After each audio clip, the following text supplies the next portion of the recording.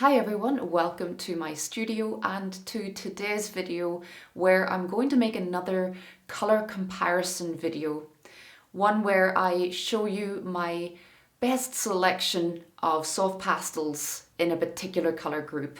And today's is all about the blue violets. And the reason I'm looking at this colour is because many times in the past when I've been painting bluebells or other types of flowers, I have found myself lacking the colours that I really need. So come with me on this colour comparison and let me show you some of my favourite blue violets from across several different pastel brands. And as always, if you enjoy this here, then please do hit subscribe.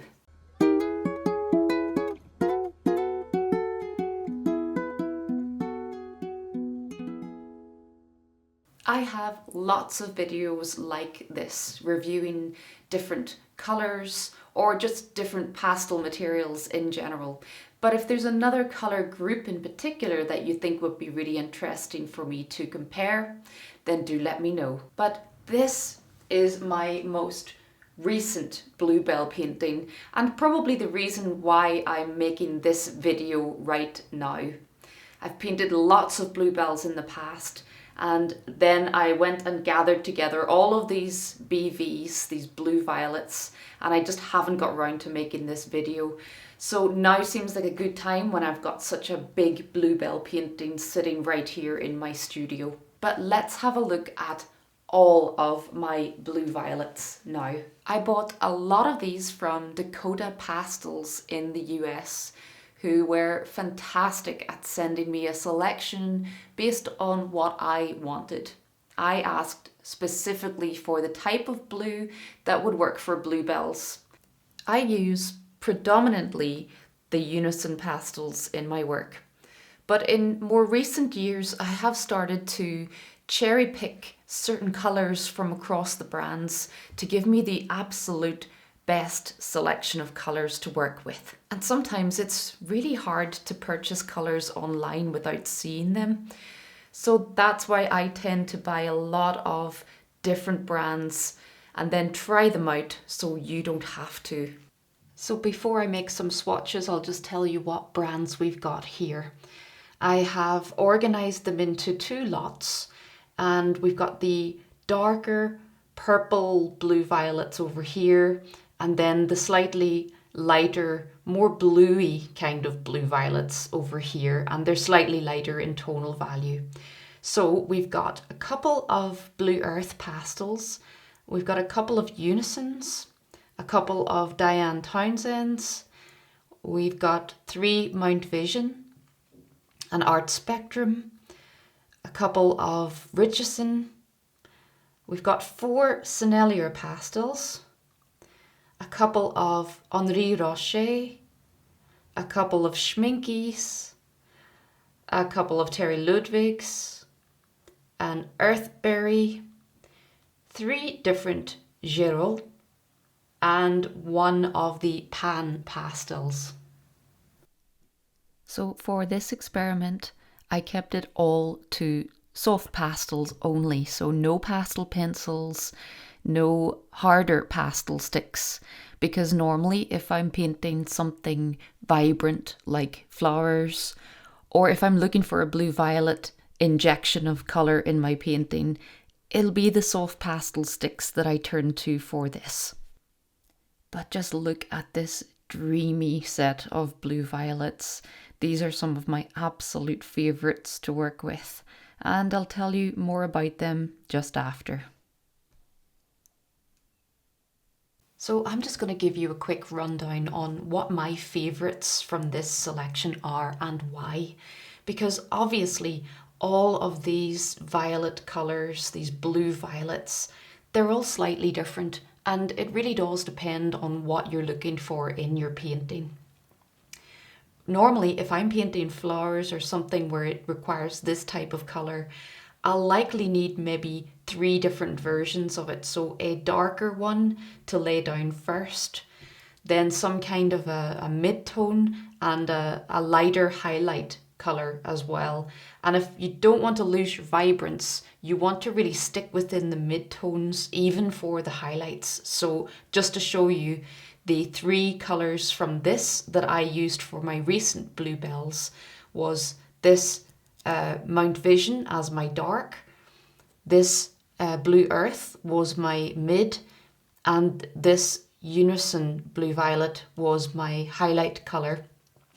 So those are all sort of within the dark to mid range, and that's really how you maintain the vibrance in your work. So I just want to quickly show you from these different brands which brands are my favorite to use and what brands I have actually discovered from doing experiments like this. Because as many of you know, I love the Unisons. I use those a lot in my work. I also love the Terry Ludwigs. I've got quite a few of these now as part of my colour collection.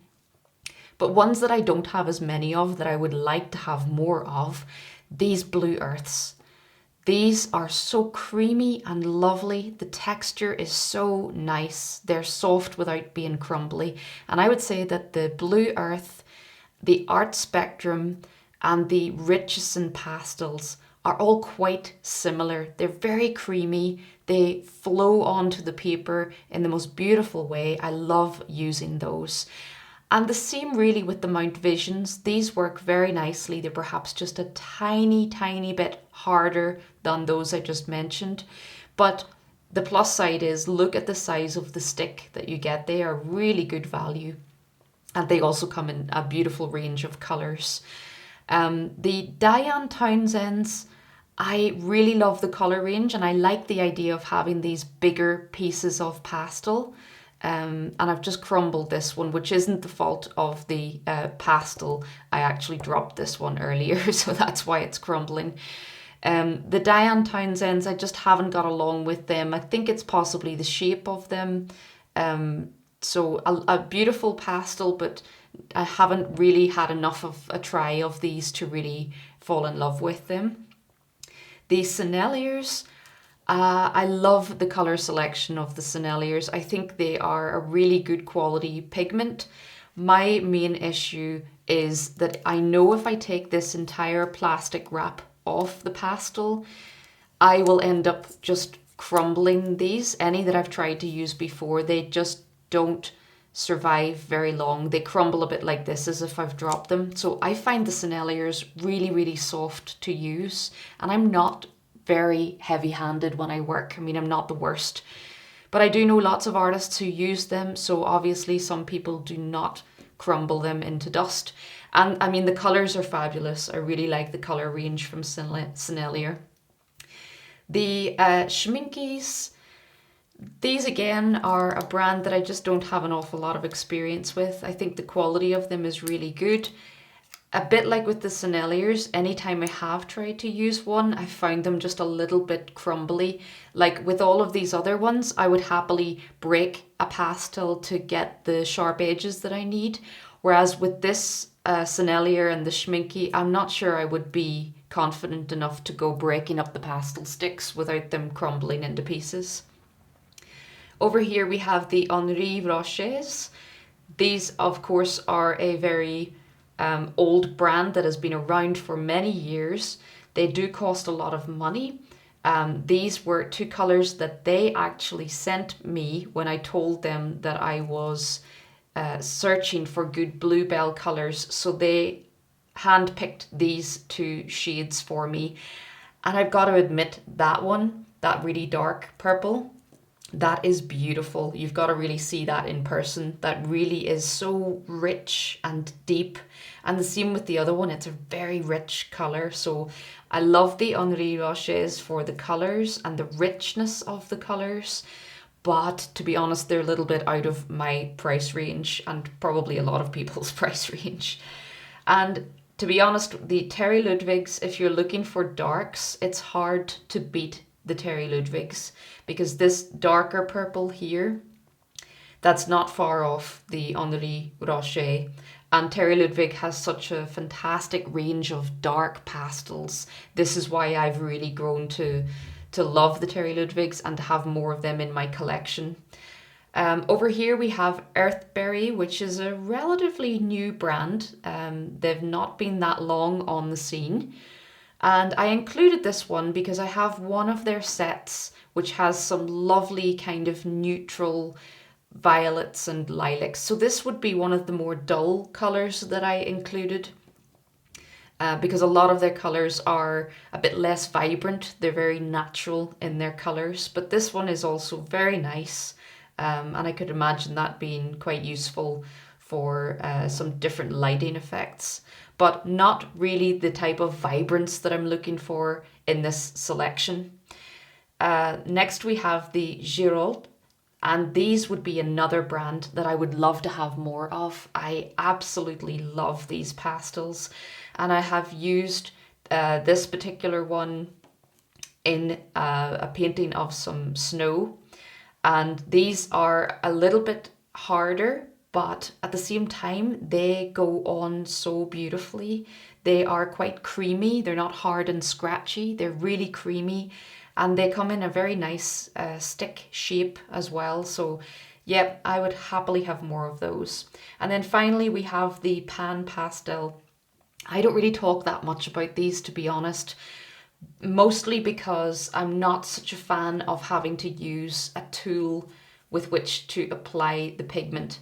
To me, this is a bit of a step in between that just isn't necessary because I love the immediacy of adding the pigment directly to the paper without needing a tool like this.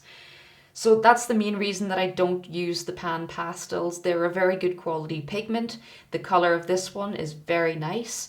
But I mean, my problem is that by the time you actually apply the pigment to the paper, all you're really able to get is a smudgy version of the pigment.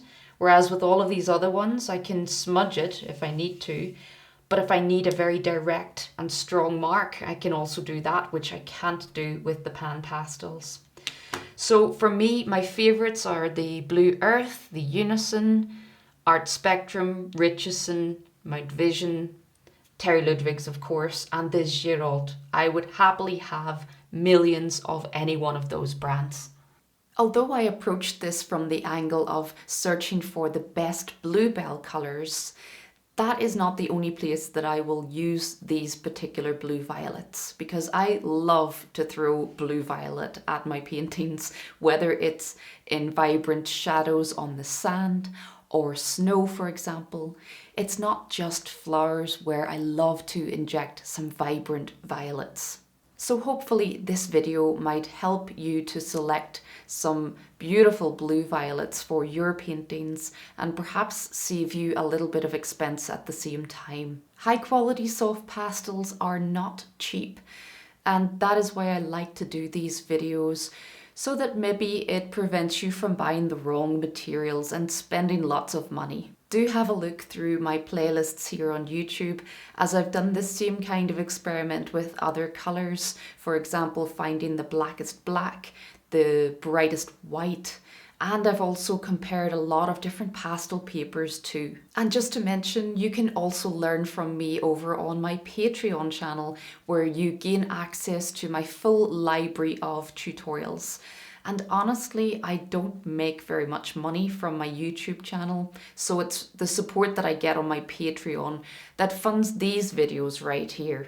Sometimes I'll get sent something to try for free, but not that often. The majority of the materials that you see in my videos, I have bought them, so I really appreciate the support over on my Patreon channel. I'll add links in the description below to where you can purchase many of these particular pastels, and for anyone who shops with Jackson's Art online, I've also got affiliate links with them, so your support via shopping with Jackson's Art is also much appreciated. But if you're interested in any of that, have a look in the description for those links. Thank you so much for watching. Please hit subscribe, and until next time, happy pasteling.